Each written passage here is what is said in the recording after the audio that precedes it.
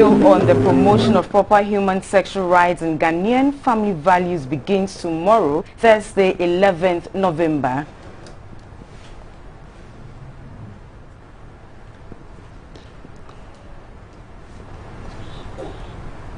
Failure to form quorum in Parliament leads to adjournment of Wednesday's legislative proceedings. 54-bed hostel facility for children with cancer inaugurated at Accra's Kolebu Teaching Hospital. The General Overseer of Glorious Word Power Ministry International, Reverend Owusu Bempa, and 2 others arrested again with fresh charges leveled against them. And COP26 draft deal calls for stronger carbon cutting targets by end of 2022.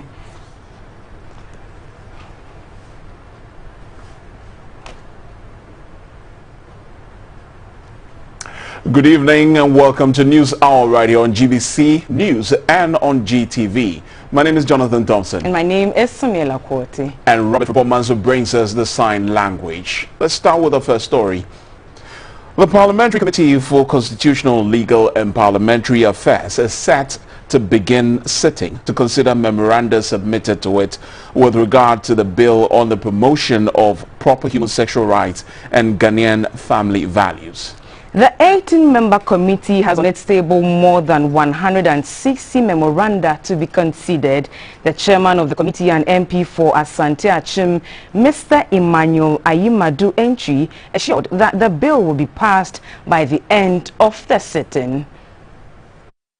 In the next 15 weeks or more, the Parliamentary Committee on Constitutional, Legal and Parliamentary Affairs will invite all advocates who presented memoranda in support or against the promotion of proper human sexual rights and Ghanaian family values bill to speak to and clarify their stand on the subject. The chairman of the committee and MP for Asante Achim, Mr. Emmanuel Ayimadu Entry, said the decision for public hearing is in response to the public's interest in the bill. So far, about 6 interested parties have confirmed their participation in the hearing. If we are able to get as many as about 8 or 10, then on Thursday we would finish with them. That means that the number would have reduced from 160 to about 150. Depending on how the engagement would go, we can actually add on the following time so that we can actually bridge our time to make sure that it is passed speedily. Mr. Ayimadu Entry says after the public hearing, the committee will sit and examine the bill clause by clause, with proponents of the bill expected to be in attendance. The committee will also consider provisions in the 1992 Constitution, Ghana's cultural values, as well as glean from examples of other African countries that have gone through similar processes. He assured that members of the committee are well versed in the country's religious and cultural values, hence should remain neutral during the deliberations. It's what we are doing in accordance with law or not. Then if the proponents of the bill had gone in excess, we now have to weave our way through and then clear what is not right, what is not lawful, and then we would submit a report to the plenary. What I'm very sure is that this bill would be passed, but it would not be passed in the state that we have it. The promotion of proper human sexual rights and Ghanaian family values bill proposes a punishment of 3 to 5 years prison term for persons involved in and promotion of LGBTQI plus practices. It also recommends that persons who need medical treatment to help them stop the practice should be able to have access to such interventions.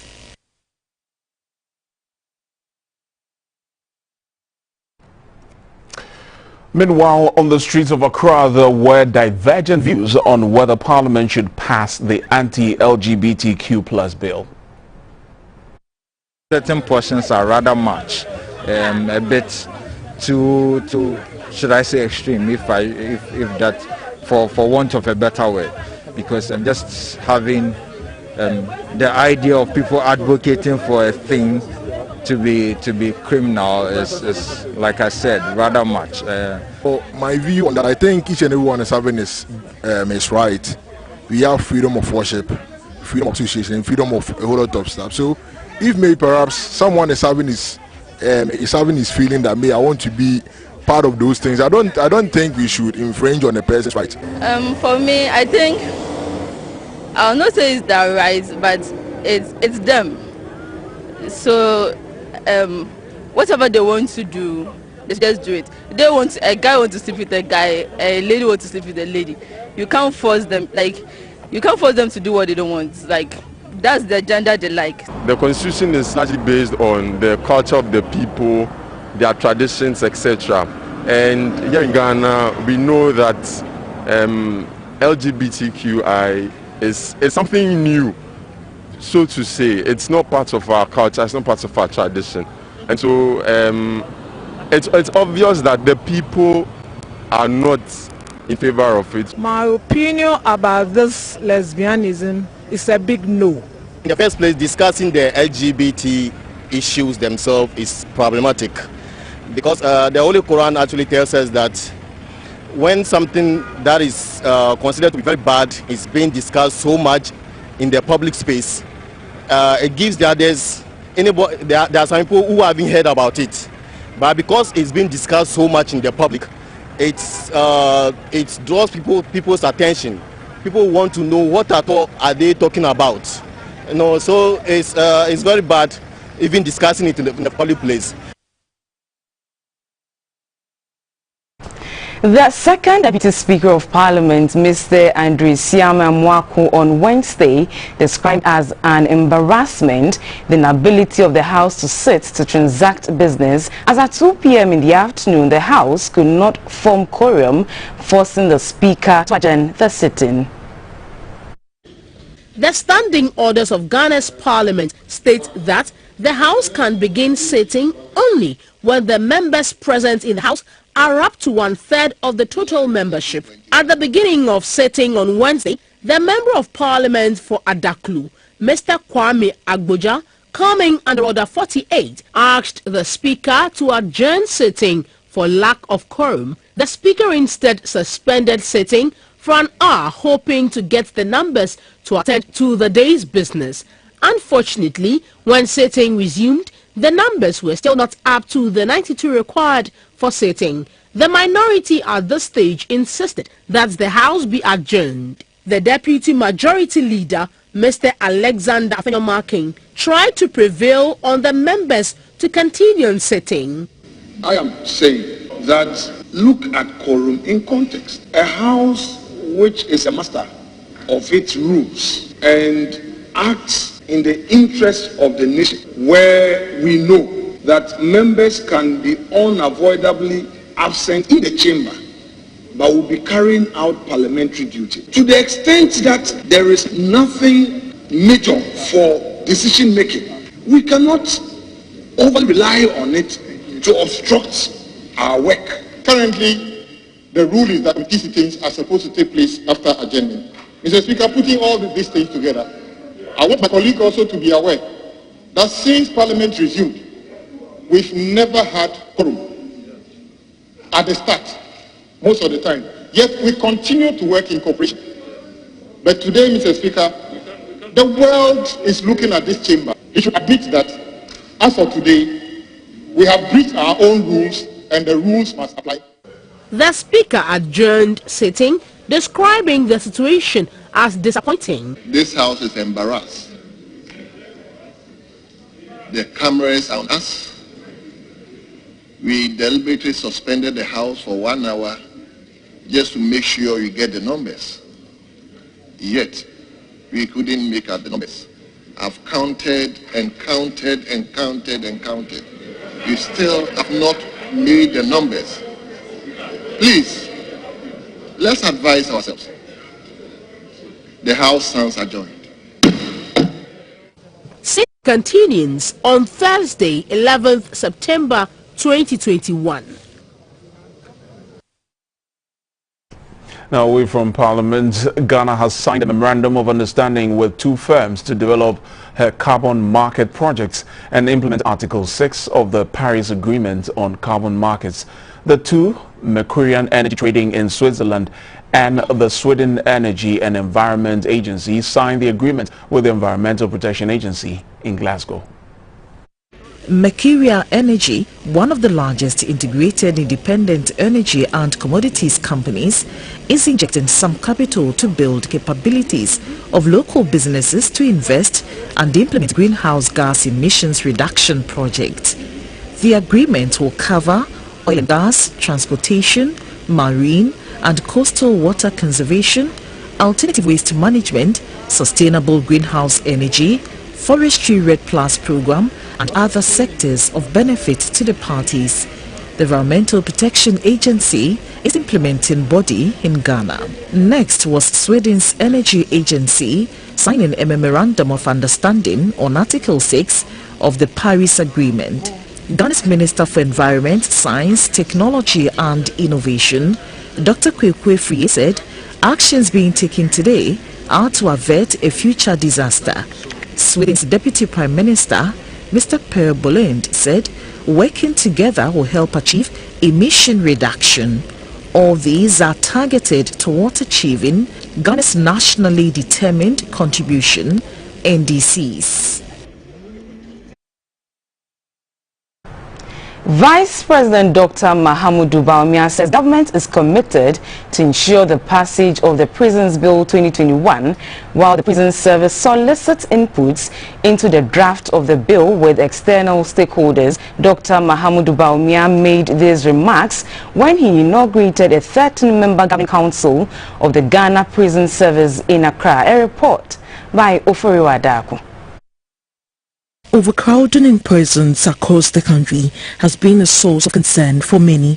This, the Vice President, Dr. Mahamudu Bawumia, says it is on top of matters being discussed by the government to address the problem and introduce non-custodial sentences as alternatives to tackling it. The routine interventions to decongest the prisons via presidential amnesty will continue in consultation with the Council of State and the Prison Service Council. As a result of the COVID-19 pandemic, a total of 1,602 prisoners were granted presidential amnesty last year in a bid to mitigate the impact of overcrowding in the prisons. Dr. Bawumia charged the new governing council to strive to transform Ghana's prisons from its current state to an appreciable level. The service will be repositioned as an excellent center of reformation and rehabilitation in line with modern regimes and best practices in corrections management. The paradigm shift from mere custodial housing of offenders to their reformation and rehabilitation should therefore be the driving force for the service in these times. The Prisons Act 1972 NRCD 46 has since its enactment 49 years ago been the main applicable law that governed the administrative and operational activities of the prison service. With the changing facets and needs of the society, authorities of the service say it is important for it to be revised or reenacted altogether to meet new emerging trends and serve the interest of the society. For GBC News, Oforiwa Daku reporting. Former President and flag bearer of the NDC in the 2020 presidential election, Mr. John Mahama, is touring Greater Accra. The 2-day tour wraps up his nationwide tour of gratitude to voters across the country. The tour started with a meeting with members of the Greater Regional House of Chiefs at Dudua, where the former president expressed his profound gratitude to the traditional leaders for their support during the last vote. Mr. Mahama said the NDC received massive endorsement at the polls in the Greater Accra region, and this must be appreciated through the chiefs to the good people of Accra. For the traditional leaders, Ghana's democracy was once again cemented with the maturity in which the former president handled the outcome of the election petition. They wished him well and again pledged their support. The former president, in the company of other party stalwarts, then stopped at Germany Town in the Tama East constituency, where a debate of chiefs and fisher folks was held. The visiting team said it was important for them to be in Tema East to express their appreciation because the NDC was able to win the seat, which has been held by the NPP for some time. Mr. Mama was not happy about the hike in pre-mixed fuel and the unavailability of the product for the fisher folks. He claimed that some NPP foot soldiers have hijacked the premix for their personal gain. The fishermen and the fishmongers pledged their support for the former president and also complained about the activities of industrial trawlers, which they say is affecting their businesses. The first day of the tour ended in Ashaman, where all 9 constituencies in the eastern corridor of the Greater Accra gathered to receive the former president.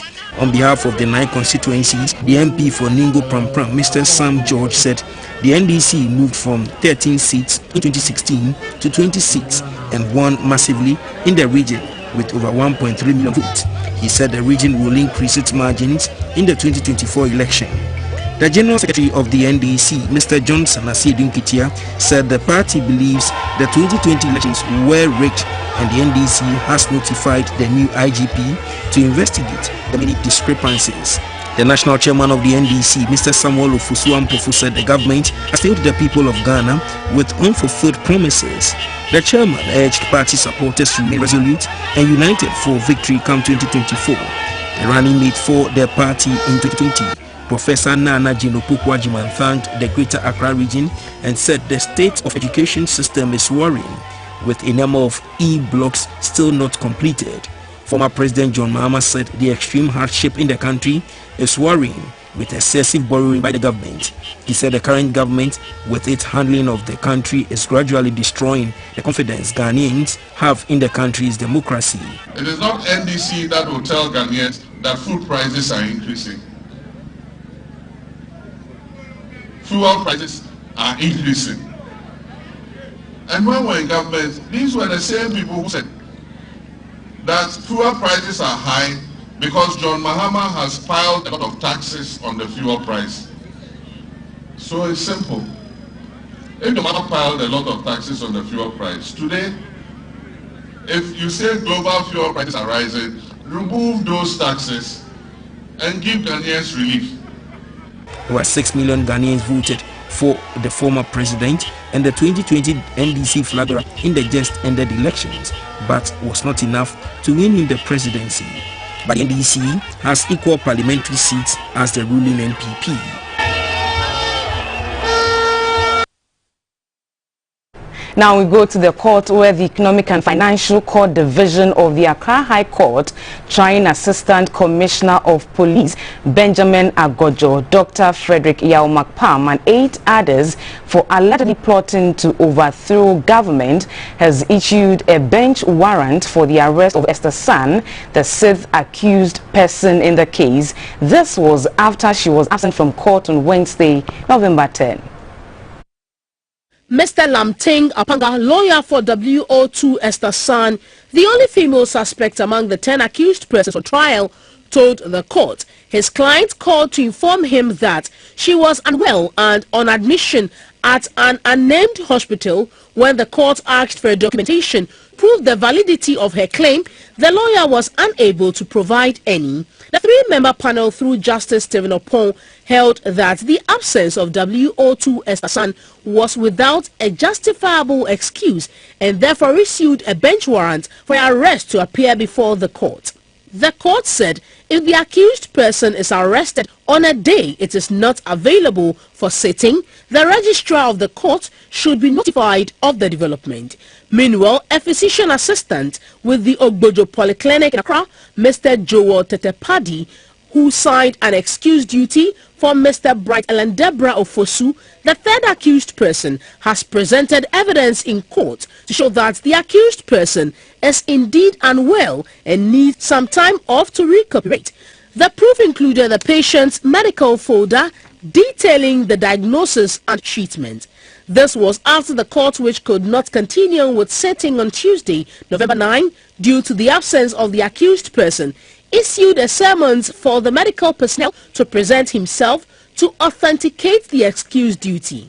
According to Mr. Tetepadi, the accused person reported sick to the clinic on Monday, November 8, complaining of dizziness, nausea and imbalance. He said Mr. Deborah Ofosu, who visited the hospital under the name Bright Alan Yabua, was diagnosed with vertigo and was attended to and given 2 days off to rest. The court, after listening to the medical reason, excused Mr. Bright Alan Deborah Ofori from Wednesday's sitting, but directed that he be available for hearing on the adjourned date. Hearing continues on November 15, 2021. Well, the General Overseer of the Glorious Word Power Ministry International, Reverend Isaac Owusu-Bempah, has been granted a bail sum of 100,000 Ghana cedis by an Accra Circuit Court after he appeared before it on charges of threat of death. The pastor was provisionally discharged by another circuit court after the prosecution withdrew the charges that he and 2 of his church members were facing before court. Reverend Owusu-Bempah and 6 others have now been charged with 11 counts of threat of death against one Madam Patricia Oduro-Kranting, also known as Nana Agrada, and offensive conduct conducive to the breach of the peace. The other accused persons are Mensa Ofori, Bright Bache, Kwabena Nyako, Nane Champong, Nana Brown and Kwame Amu. They all pleaded not guilty to the 11 counts, while their lawyer, Mr. Gary Nimakumafo, prayed the court to grant them bail pending the trial. He said all the accused persons have permanent places of abode and will not in any way hinder police investigations. The prosecution, led by Chief Inspector Dennis Tekwete, did not oppose the bail application, but opposed the application for a self-recognizance bail prayed by the lawyer for Reverend Owusu-Bempah. The court, presided over by Madam Evelyn Asamoah, granted the accused persons bail of 100,000 Ghana cedis each with 2 sureties. The case was adjourned to December 14 for continuation. So in this package, the National Disaster Management Organization, NADMO, has deployed the first consignment of relief items to tidal wave victims in the Keta and Ketu South municipalities and Anglo district of the Volta region. This will provide the displaced residents with their basic needs to partially alleviate their plight. The Deputy National Director General of NADMO in charge of manpower, Mr. Seji Saji Amedonu, distributed some of the items at Keji Kope in Keta municipality. He said NADMO is assessing the situation in the affected areas and will bring in some more support when necessary. Some communities along the coastline of the Volta region were badly hit by torrential tidal waves over the weekend. The torrential tidal waves ravaged about 17 communities in the Keita and Ketu South municipalities and the Anglo district. NADMO says over 4,000 residents are displaced and have sought refuge in churches, community centers and others putting up with neighbors. GBC News visited badly hit communities such as Salakope, Amuchino, Agaveji and Adina in the Ketu South municipality and Keji Kope in the Keita municipality. Parts of these communities are highly devastated and residents fear the next tidal waves will wreak more havoc. Their only hope is for the government to construct a sea defense wall as a long-term measure against the perennial tidal waves. Some residents spoke to GBC News. We don't even know where to sleep. Even as at now, to me, like I'm sleeping with one of my colleagues. Even my parents too, they went to other neighbors there to sleep with them. They are calling on the government, the authorities to come to our aid. Most of the affected communities, especially in the Ketu South municipality, are situated in between the sea and the Keita Lagoon, and residents who are mainly fisherfolks and salt miners depend on the water bodies for their livelihood. With there being no vast land in those communities for housing projects for resettlement, the residents fear that their communities will be submerged by the sea and the lagoon. Their fear is also that their existence and history will be washed away. NADMO officials, led by the Deputy National Director General of NADMO in charge of manpower, Mr. Seji Saja Amedonu, has deployed relief items including assorted foods, drinks, beverages, toiletries, mattresses, among others, to affected residents at Kejikope. Where some of the items were distributed, the Municipal Chief Executive for Keita, Mr. Emmanuel Gemega, said the Assembly has already provided shelter and other basic needs to the victims. We actually brought these people here basically because we did not know how the situation was going to be like the next day night, so we brought them here and we've been feeding them ever since. And as you can see, some other things have been added by the NADMO. The Deputy National Director of NADMO in charge of manpower, Mr. Seji Saji Amedonu, said the Ministry of Works and Housing has begun processes to start the construction of the second phase of a sea defense project from Agaveji, one of the hard-hit communities, to Aplau. He said NADMO will in the meantime continue to support the victims with their basic needs. This thing occurs periodically, once a while, sometimes twice in a year. Once a year it happens. And when it happens, because of the peculiar nature of the place, people are affected. And our job as a disaster management organization is to try as much as possible to bring some relief to people who are affected when disaster occurs. So that is why we are here from the headquarters. But our staff have been here since the incident happened. Mr. Amedonu later handed over a truckload of relief items to the heads of the municipal and district assemblies for onward distribution to the victims in the 17 affected communities. Yes. Jamestown in Ghana's capital, Accra, is home to many historical edifices. James Fort was the last European trading post to be erected in Accra. The fort stands next to the Jamestown Lighthouse, and from colonial times up to 2008, the fort served as a prison. Its historic spaces now feature exhibitions and performances during the annual Chaliwati Street Art Festival. Built by the British in 1673, the now decaying James Fort is a sad reminder of the state of many of these historical sites in Ghana. We continue on our tour of Ghana. Jamestown is the oldest district in Ghana's capital, Accra.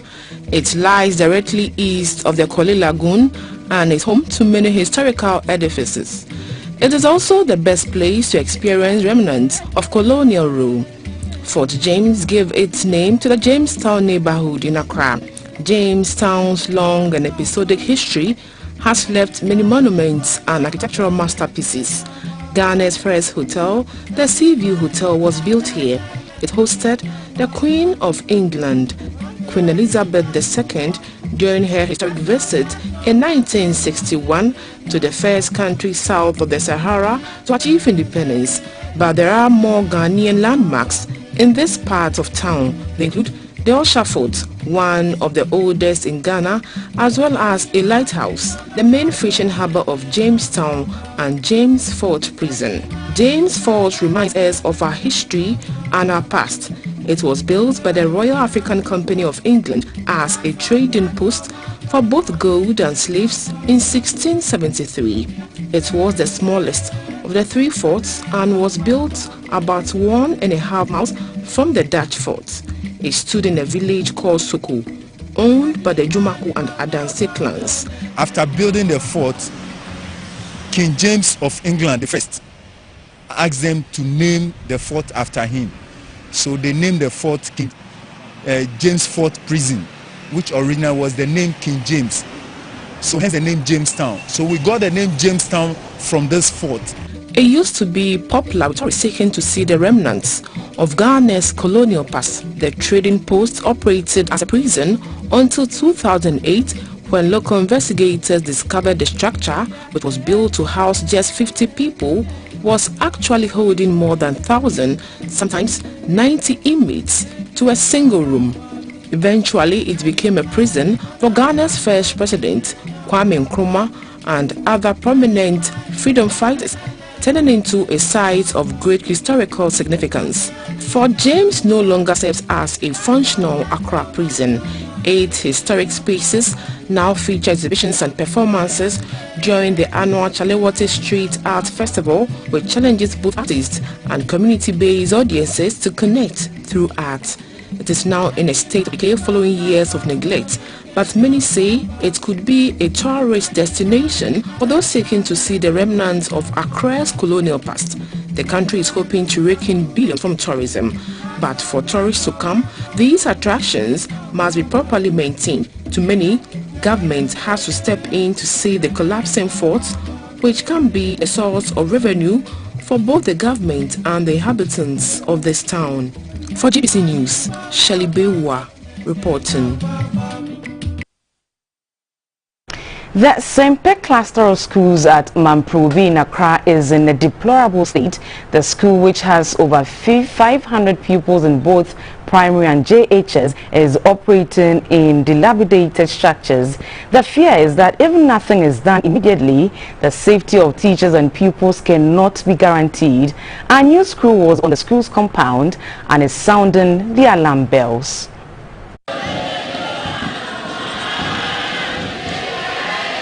This is the compound which houses the Sempe cluster of schools, a muddy, waterlogged expanse of land which is meant to be a playground for the children. What happens when it rains, only pupils and staff can tell.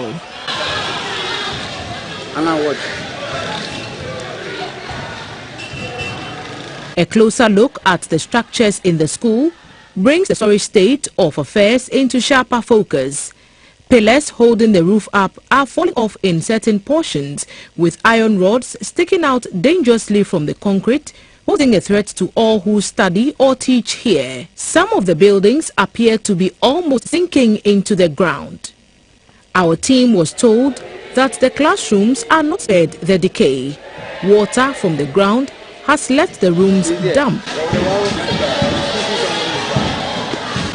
Pupils have no choice but to receive instruction under these conditions. The headmistress of the Sempe cluster of schools would not speak to the crew on camera, rather directing all queries and communication towards the circuit supervisor's office. The assemblyman for the area, Mr. Adote Brown, told our reporter off camera that there are plans to move the children from the current classroom blocks into another building on the same compound. However, that building stands uncompleted.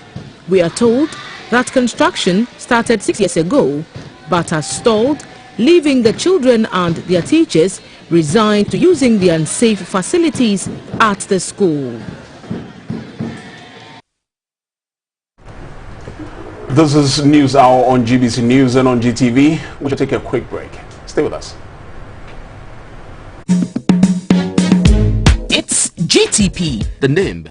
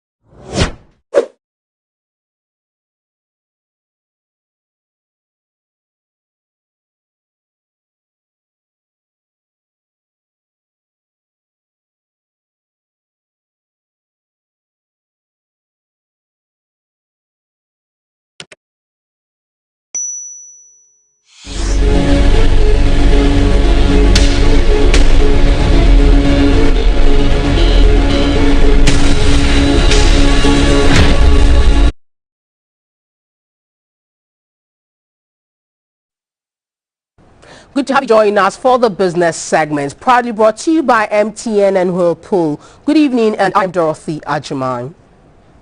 Ghana has made significant progress towards closing the gender gap in internet access, with 29% of women now online, up from fewer than 20% in 2016.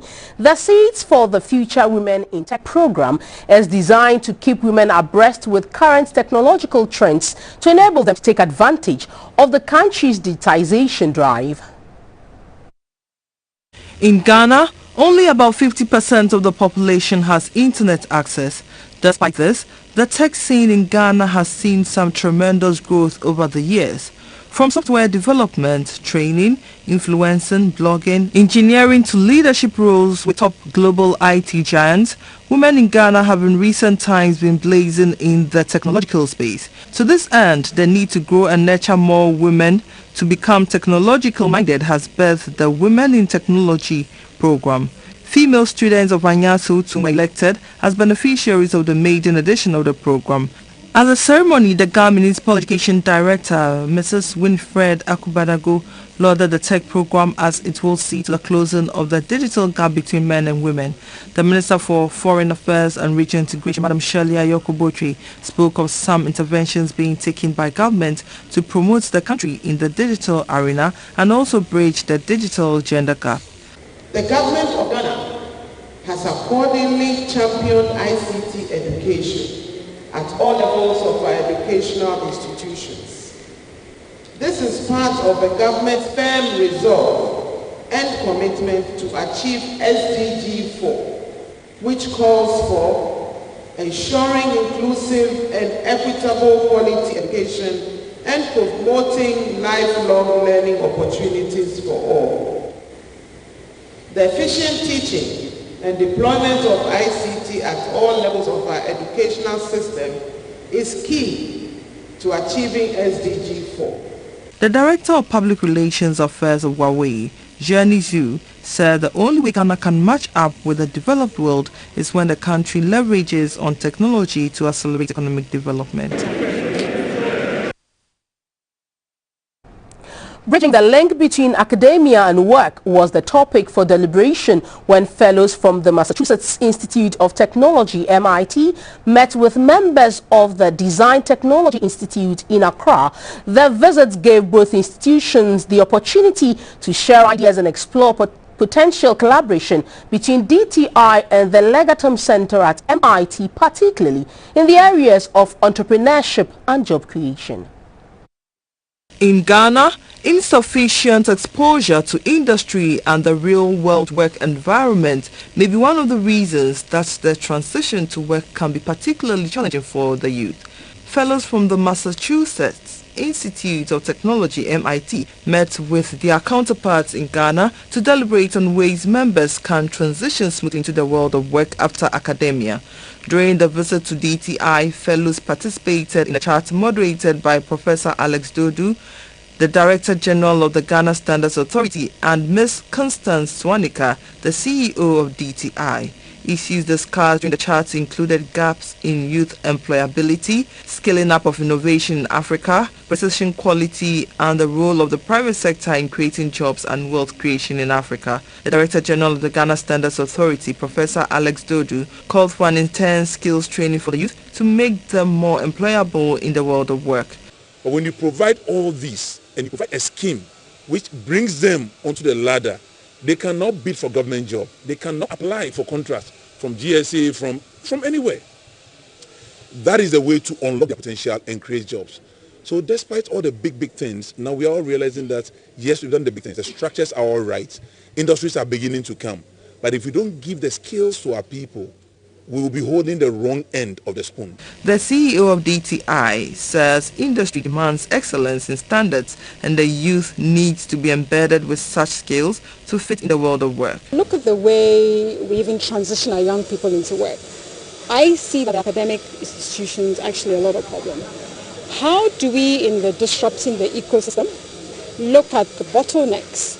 How do we go back to source and look at a TVET curriculum that hasn't been updated since 1978? But industry trends are changing so rapidly that there's the need for the curriculum to be living and to also adapt to the demands of industry. The 30 inaugural Legatum Foundry Fellows from MIT hail from 8 countries including Ethiopia, Ghana, Kenya, Nigeria, Rwanda and South Africa among others. The fellows are all entrepreneurs who have started businesses in areas as diverse as healthcare, fintech, education and agribusiness. You're still watching the business segment of News Hour. As at June 2021, 15,228 beneficiaries have received support both in grants and loans from the Ghana Enterprises Agency, MasterCard Foundation COVID-19 Recovery and Resilience Program in Nkosua. The Nkosua program had an initial commitment of 90 million Ghana cedis. Sectors that benefited were the agriculture and agro-businesses, water and sanitation, healthcare and pharmaceuticals, garment and personal protective equipment, the creative arts industry, manufacturing, food and beverage, among others, to recover from the economic shock of the pandemic. Beneficiaries who received amounts not exceeding 2,000 Ghana cedis are those who have micro businesses such as food vendors, barbers, beauticians and dressmakers, among others. These disbursements catered for the grant component of the Nkosua program. Those that fall under the loan component were assessed and disbursement commenced on January 6, 2021.